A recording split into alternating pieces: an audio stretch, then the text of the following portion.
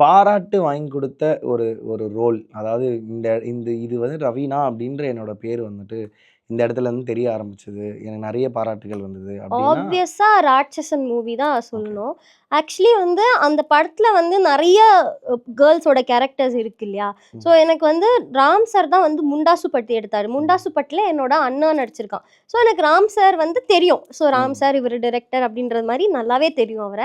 So ஆனா தெரிஞ்ச பொண்ணு அப்படின்றதுக்காக வந்து இவளுக்கு ரோல் குடுக்கணும் அப்படின்னு குடுக்காம, நான் அந்த ஆஃபீஸ்க்கு வந்து ஒரு 10, 15 வாட்டி போயிருப்பேன். ம். சார் வந்து ஒரு ஒரு தடவையும் ஒரு யூனிஃபார்ம் போட்டு ஒரு ஒரு லுக் வச்சு என்ன வந்து நடக்க வச்சு பாடி லாங்குவேஜ் அப்சர்வ் பண்ணி ஒன்னொன்னும் பார்த்து ஒரு கேரக்டர் வந்து கொடுத்தாரு.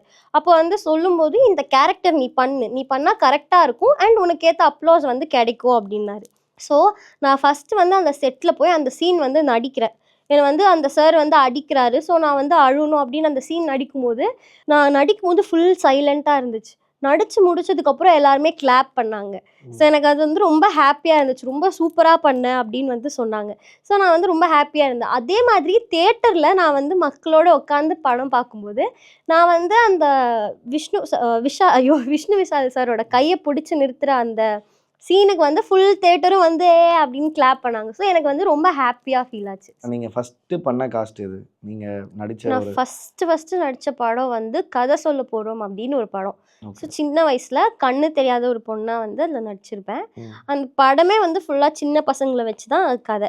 ஸோ நம்ப குலே பாகாவலி, ம். அப்புறம் கோஸ்டி, ம். ஜாக்பாட் ஓட டைரக்டர் சார் கல்யாண் சார் தான் அந்த படம் டைரக்ட் பண்ணாரு. அந்த படம் சின்ன பசங்கள வச்சு எடுக்கும்போது ஃபர்ஸ்ட்டு ஆக்டிங்னா எப்படி பண்ணணும் அப்படின்னு அத்தன பசங்களையும் வச்சு ட்ரெயின் பண்ணது கல்யாண் சார் தான். அதில கண்ணு தெரியாத மாதிரி நடிச்சு கொஞ்சமாவது அந்த கேரக்டருக்கு ஏதாவது ஜஸ்டிஸ் குடுத்துருக்கேன் அப்படின்னா, அதோட காரணமே அவரு தான். ஏன்னா அந்த படம் ஆரம்பிக்கும் முன்னாடி எல்லா பசங்களையும் வச்சு ஆக்டிங் ட்ரெய்னிங் குடுத்து, மீனிங் அந்த சீன நடிக்க வச்சு அப்படி கிடையாது. நமக்கு ஒரு டயலாக் பெர்ஃபெக்ஷன் வரணும் அப்படின்னா, ஒரு கேம் மூலியமா கூட அது வந்து நம்ம சொல்லி தரலாம். சின்ன பசங்களுக்கு விளையாட்டு மூலியமாவே சொல்லி தரலாம் அப்படின்றத நான் ஃபர்ஸ்ட் டைம் அங்க தான் அங்க இருந்து பார்த்தேன். கத்துக்கிட்டீங்க. ம்.